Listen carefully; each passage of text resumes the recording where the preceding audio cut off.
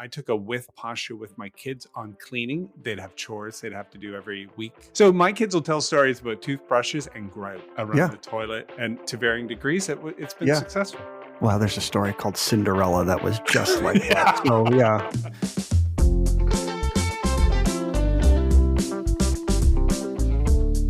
Hey there, if you've joined the podcast today, my name is Chris Jarvis. I work with companies on employee giving and volunteering programs. And my name's Jake McIsaac. I spend a lot of time thinking about public safety and restorative justice. So we are having conversations here that we've been having for 20 years. Yeah, the only difference now is we press record and share it with you. Thanks for joining us.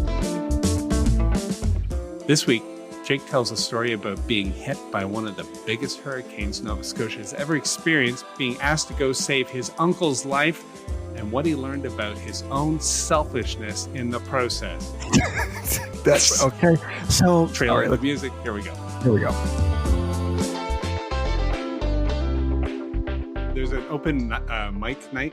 One of the bars around here. I live in an area in Baltimore where there's tons of bars. So from 11 till 2, it's like, come on in, grab the mic and tell your jokes. So I'm trying to come up with like 5 minutes. It's going to take me 50 hours, but a tight 5 minutes. So karaoke is not enough abuse. You end up, there's like this open mic phenomena that's happening there. It's new. I'm hoping actually to learn a little bit about performance by getting really beat up. Because the groups that I speak to are generally civilized and very polite, and nobody throws apple cores at a conference typically, you know. What's the signal that you've done well? Applause, laughs, engagement. How are you going to measure that, or will they give you feedback like directly? Yeah. I think it's low levels of heckling. That's where I'm starting with. This is all about your highest level of contribution. I don't know if you've ever heard that term, but mine is nothing. So I'm going to contribute nothing to these people's lives except give them 5 minutes of an excuse to drink a lot of beer while they're waiting for me to finish. That's the contribution I think I'm making. So, well, let me tell you a story about the contribution of nothing. Okay. So that just felt that in my soul. So it's been a week here in Halifax. We had a hurricane last weekend, and folks are still cleaning up from Hurricane Fiona. Folks were talking about this as the storm of the century to hit Atlantic Canada, and it was quite an event.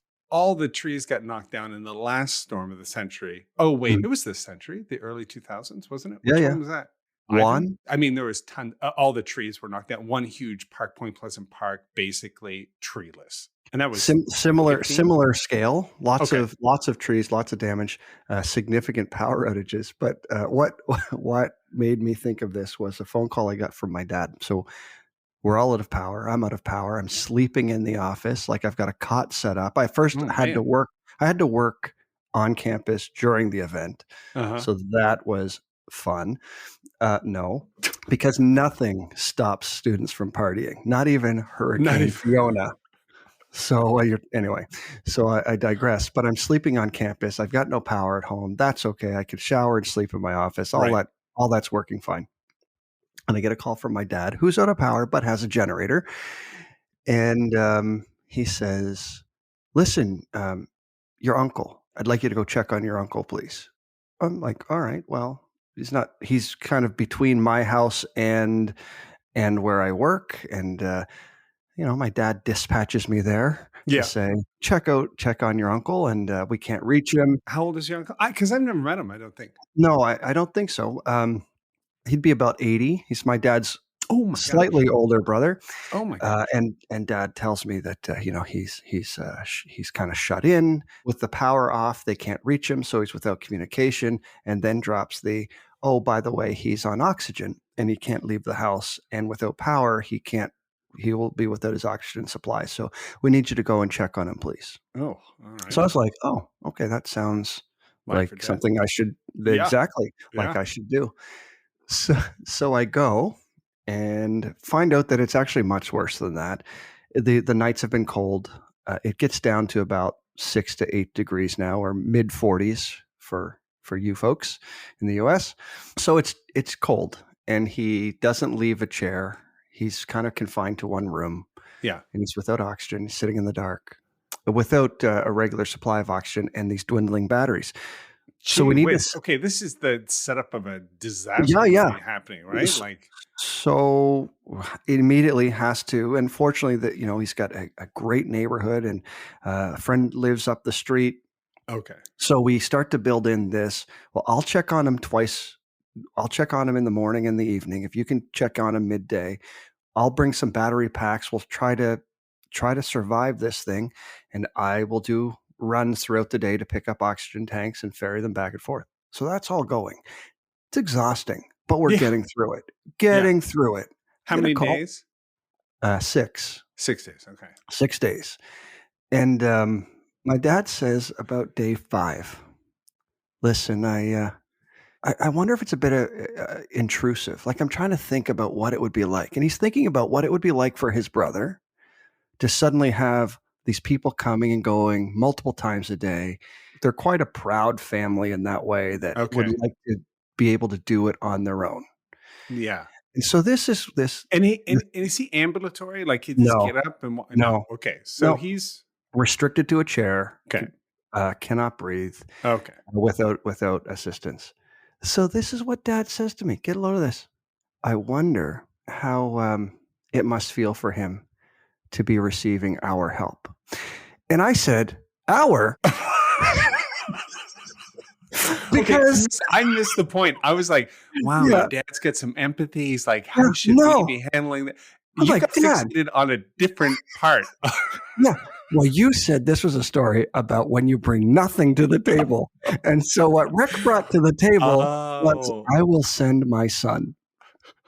my one and only son. No, that's not Well, working here. no, because that other son, which is very similar to the story, my other brother did nothing. Oh, So anyway, man. it's not about my family, but it is about finding the resources and dispatching resources. This was when about maybe Rick was able to say, well, this is a resource I have. My dad probably with his own mobility and being able to come and go probably couldn't do much more.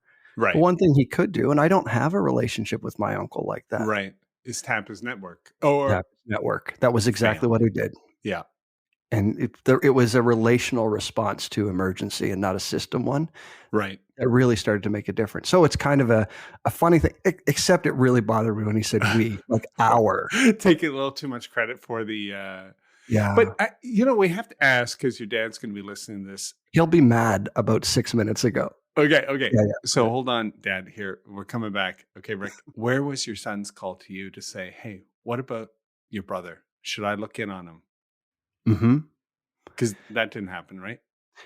No, I didn't know before last week that my uncle was in this state. Oh, that's it. Okay, so that is a really interesting Yeah. aspect to add because he reached out to you because he also knew that you weren't up to date on I the wasn't up to date. I would have yeah, helped, and going forward, I will help because right. now I know it's Because different. now you're But informed, yeah. I had no idea that You was had the no situation. idea what was going on. It took Yeah. somebody else to invite you to the moment. You stepped up. Well, okay, so this is the circle back to the funny part. Okay.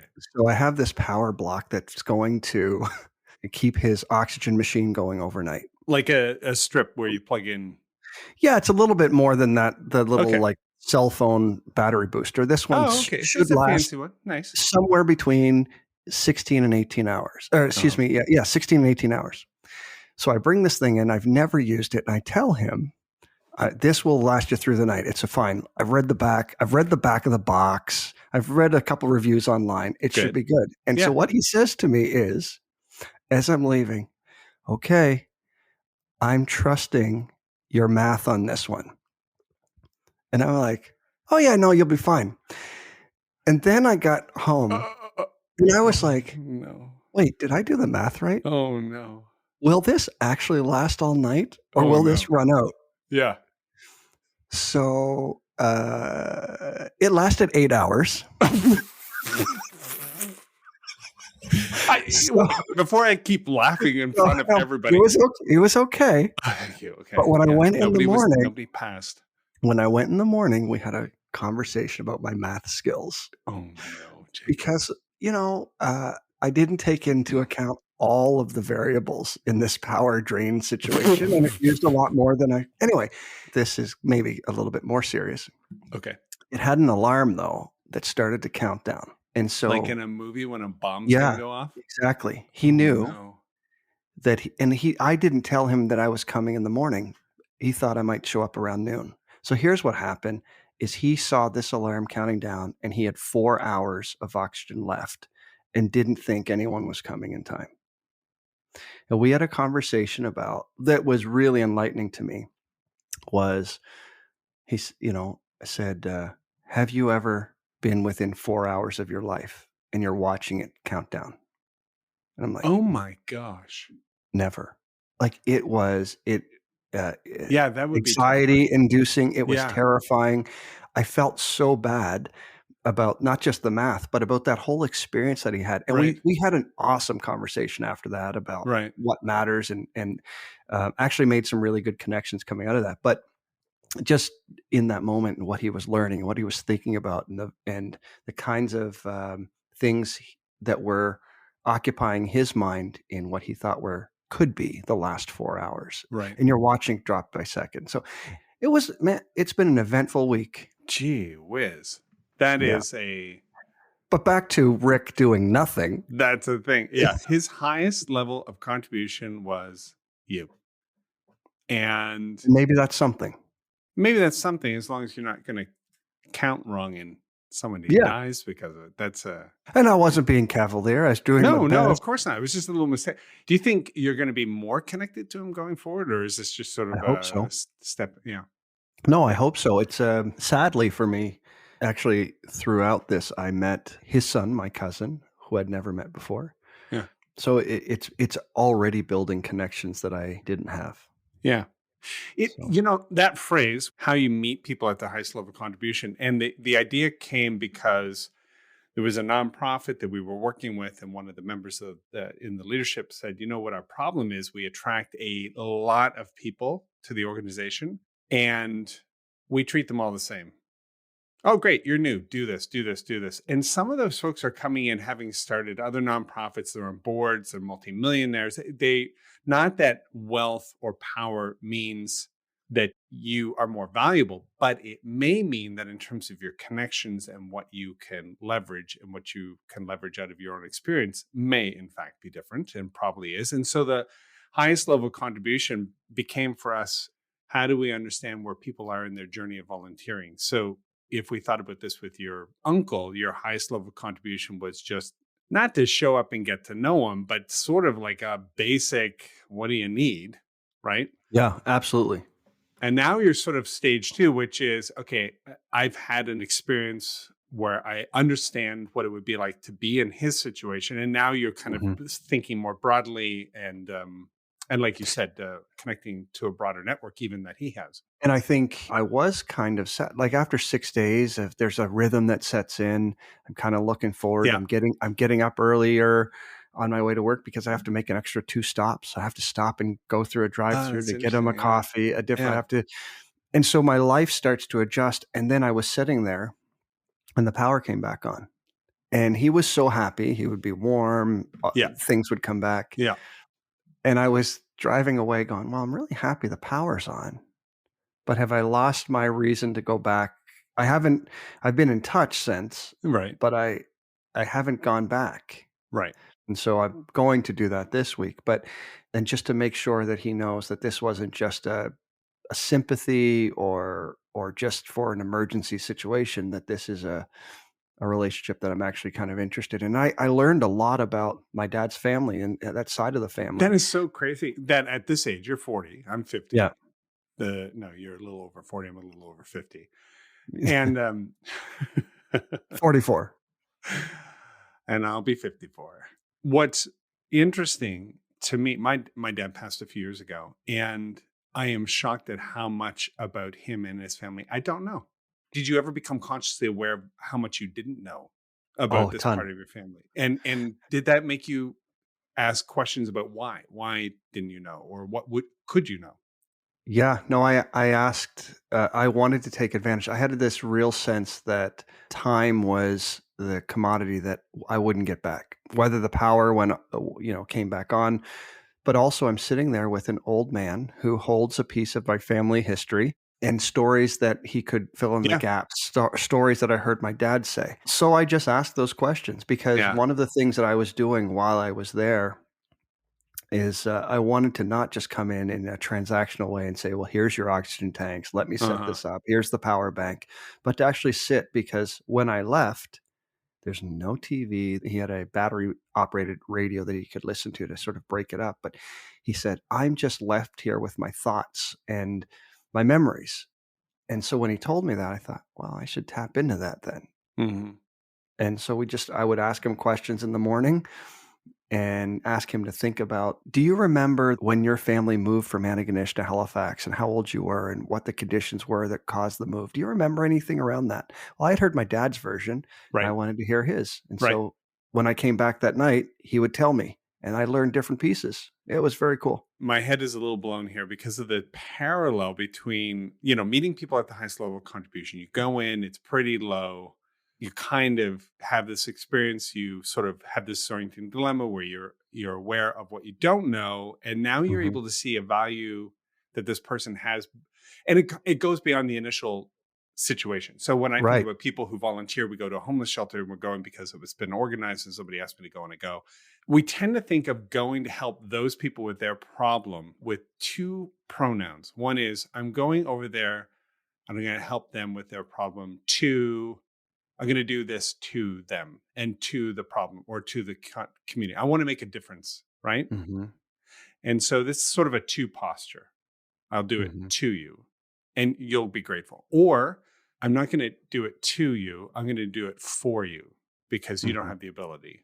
But in a 2 or 4 posture, we become the value add from start to finish. There's no reciprocity. It's not a resilient approach to helping because in resilience, you're open to receive, even if the person from your estimation has nothing to contribute. So he's sitting there, Yeah. he's 80, Yeah. he's not going to go running with you, he's not going to look after your dogs, he's not going to return any favors, he's not going to come to your house to help you, nothing, right? Right. So you could look at it with a 2 or 4 posture. I'm going to Yeah. do this to you so you'll be safe. I'm going to do this for you because you can't. And you could have objectified him as a problem to be solved or a thing to be fixed or addressed. And then it's sort of about yourself. And honestly, if he lived instead of died, that's a Mhm. good outcome. Who cares? Yeah. Right. But to go beyond it, the with posture is one where you stand side by side and you bear both the culpability Right. for the situation because we all live in a planet where we feed the system and the burden of bearing it together. And you meet Mhm. people at the highest level of contribution, which is not meaning it's the same as you. Like I said a few minutes ago, we don't all have the resources, the same experiences, whatnot. So it's not equal contribution. Right. It's equitable in that we create space to meet people at the highest level of contribution. And that is a hard concept to get your head around. I think when you hear it for the first time, because I remember my conversation with this person saying, we meet people like at the same level of contribution, it is equal, and we're losing lots of people because of it. They just stay for a few months and go somewhere else where they can make a better contribution. Is that a weird analogy to make? No, Or not at all. I think it hits at exactly why my dad was asking that question in the first place, because he didn't understand that it was more than one-sided. So his concern was that I hope my brother doesn't mind that we're all up in his business and right. coming in, and Yeah.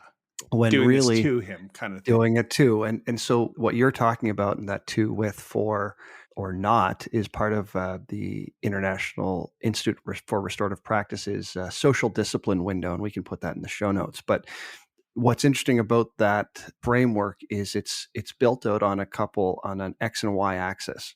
Okay. Along one, it is support, and the other is control or agency, might be a better word, Right. Although, right? high support, low support, high control, low control. Right. Could you walk us through that? Because that gets us there, and then flip it to agency. Because I think you're Yeah. right. I think that's a better word for I those I I axes. I I think they borrow liberally from other people's work, so I'll borrow for theirs. They use high support, high control, and that's where they talk in the high support, high control. That is a with posture. And so if you're engaging with people, it means that you are paying attention to the conditions of their participation. So you're very, very intentional about that. That's that high control. It's very Right. thoughtful. Right. And the control gives them a proper scope, what's in, what's out. Yeah. You're giving them enough information. I mean, to allow for proper sense making communication between you. Yeah. They're I not mean, just over there in the side of the room. they're not over there. It's participatory. It's Yeah. how do you engage them? Now, I think where we have to be careful not to make it walk and talk is that it's mostly designed for restorative justice processes that are less adversarial, but they're still structured around how do you hold people accountable. So in this example, they're trying to say you have to set a condition. Accountability is best done with. So when it's high control and high support, people are able to explore, to your point, the culpability, both their own individual as well as examine who are we together. So that's the with. Instead Yeah. of high control, low support, you're doing it to them. Right. Low support and low control, you're actually being negligent. You're not actually helping anybody. You might be serving a system. Mm-hmm. You're absolutely transactional. This is Mm-hmm. mostly about you. Yeah. It's not about If anything, it's all. if Right. Yeah. anything. Yeah. What I think is a helpful step over that, though, is in my work and with my colleagues, Jennifer Llewellyn being one at the Restorative Lab here in Halifax, Nova Scotia. Professor Llewellyn talks about a relational approach to justice and really having to think about justice differently. That actually is a seed to shape all the other relationships. So if justice looks like this is the definition, Mm-hmm. that it is essential elements to justice or just relations would be respect, Yeah. equal care and concern, and a space where your human dignity is recognized and assured. So if that is the definition of justice, then you know when something is wrong by it missing these marks. Okay. Can you say them one more time for Sure. us? Okay. The elements of just relations, or what we hope to strive for. If everything were perfect in the world, this is Right. what justice would be. Okay. So it's respect, Okay. equal care and concern. So to your point about reciprocity, Okay. and so the third ingredient, if you were calling it that, would be a space where your human dignity is recognized and assured, not just recognized, Yeah. but we have to work toward getting it back to seeing you and making sure that we are regularly seeing you show up for who you are in the full version of who you are. So what I like about that is if I can take that and now scale this to our conversation, and this is what I'm seeing with my uncle then. I'm coming in with a posture of respect. Actually, what gets me there is my dad asked me a question to go, and Mm-hmm. I respect my dad. I'm connected in sort of family ties with my uncle. Mm-hmm. I know him, right? Mm-hmm. So it's not a hard ask to go, but as soon as I see him in the state, I start to unpack that human dignity. There's certain outrageous pieces that I can't believe that a person is living this way, Yeah. or Yeah. has to, or is suffering in this way, or that systems have failed. And if he didn't have these relationships, he would die. Like it was Okay. so fragile for me that I recognized it, and then the ongoing work was to assure his human dignity was maintained throughout the outage. Before we get to assured, the respect piece is interesting because you mentioned a couple things. One was you began the journey with respect for your father, and of course the Right. respect that comes with family and whatnot. So Right. the context sort of had baked in some That's right. familiar structures and systems that triggered you're going to be respectful. But when you got there, you were faced with, and this is where we get this disorienting dilemma, some realities that you didn't know. That's right. And to really get to the place where I think respect sticks and becomes respect in action is your ability to empathize. And you were able to empathize because of something in us called flexible social cognition, which is the ability to humanize or dehumanize the other person by imagining what it would be like to be them. So you imagine the mind of the other. What would it be like for you? You didn't go through a list of bullets or anything like that. It happens sort of No, the instantaneously. heuristics are there, Yeah. but there's one other ingredient. I know. And before we go into assurance and the other piece, I want to just ask, because we could posit that a family member would go and be mostly focused on the inconvenience of this Mm-hmm. and why don't they should be in a home. Oh my God, why am I even doing this? This is a pain, right? Or they could go and think, I am a great helper. This is all about me. And Yeah. that the person becomes almost a vehicle to demonstrate my helpingness. I think we see this in performative allyship, where Yeah. the person becomes an occasion for me. I think we can judge other people and their motives pretty easily. I don't care about that. But how do I know that I'm actually finding that first step of respect by being able to empathize, as opposed to objectifying them or making it all about myself? That feels tricky. So I think there's a relational answer, at least in this example that I will give you. But I Okay. think the callback would be in season one, we did the Power of the Helper episode, Oh yeah, that's right. Yeah. and might be a good one for folks to catch up because we go Okay. in deep on some of the motivations. So in this one, the one ingredient that I left out that I will say, and then I'll answer the question, was equal care and concern. Right. Respect, assured, Respect, equal care and concern, and where your human dignity is assured, recognized and and assured. assured. Okay. Yeah. Yeah. The equal care and concern came when my uncle did exactly what you're saying. He started to say, "Well, gosh, you're coming a lot. I hope it's not a burden. I Yeah, it's hope a you very don't mind." maritime thing to do too. Yeah. Right? Yeah. So, I really appreciate this. So he's actually in his way showing concern and care that I'm not being put out Right. by doing this. Right. That care and concern actually was, quite moving, more moving than just the words "thank you," which he said after the power came on. "I really appreciate you doing this and having been there."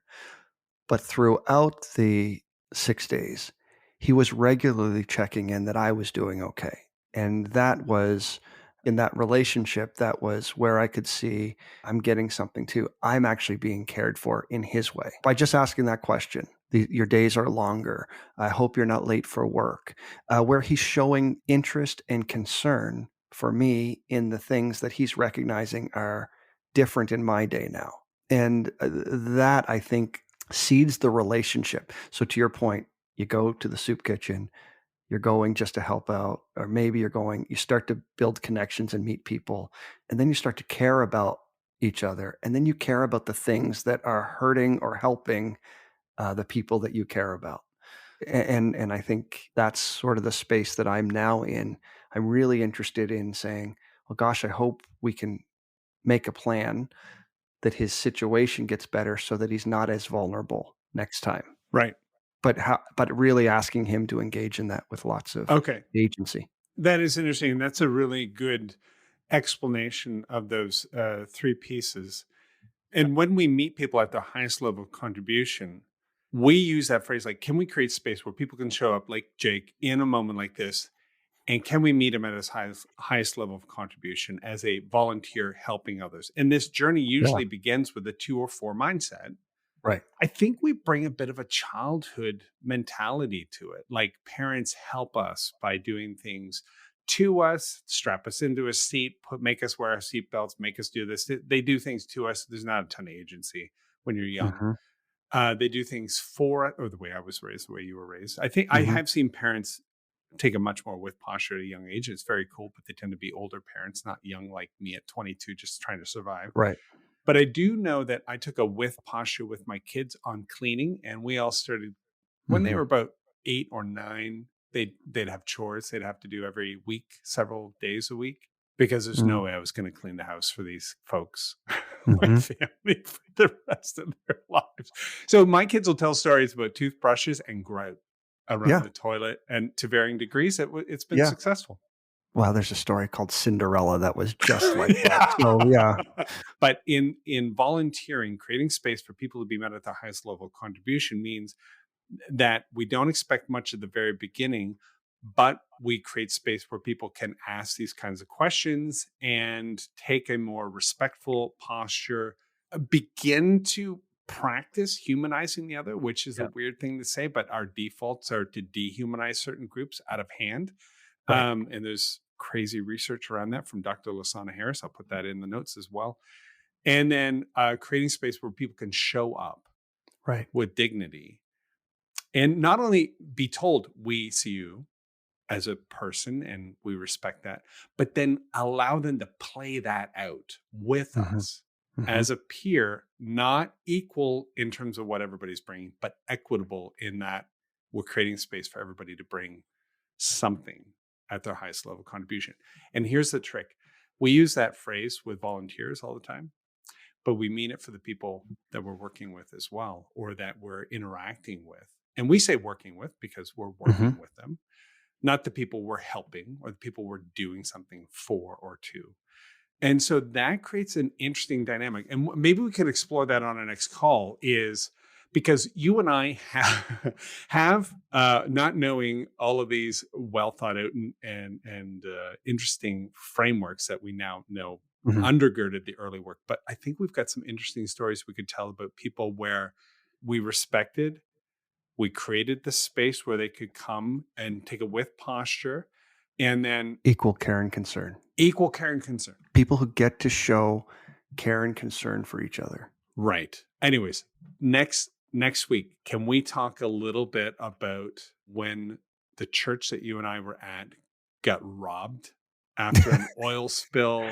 And then yes, because it'll allow us to pick up on this stuff in a different context. But I think I know exactly where you're going. All right. This is part one.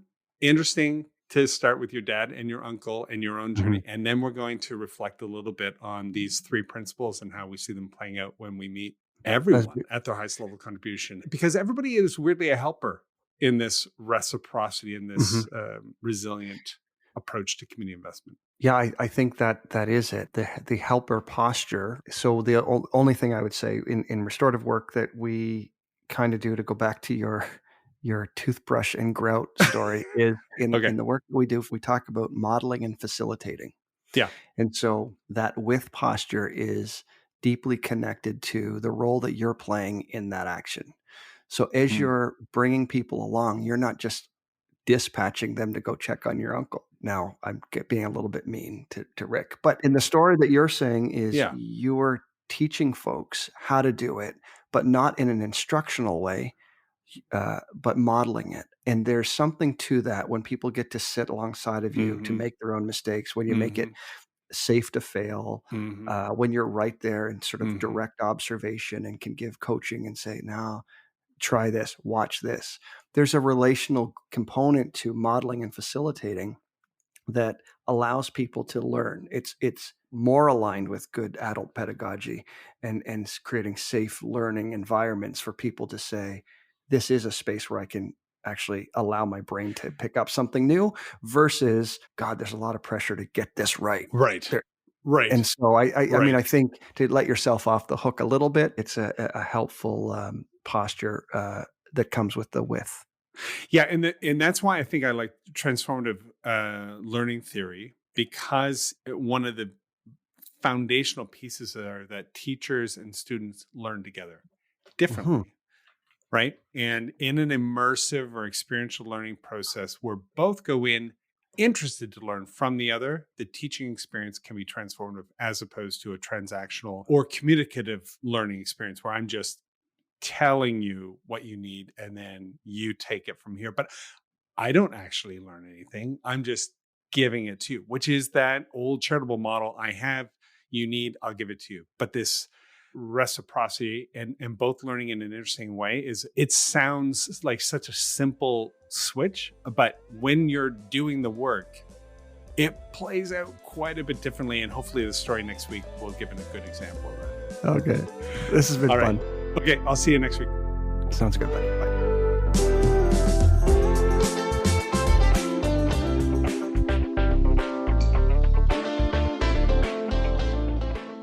This has been a Podstarter production.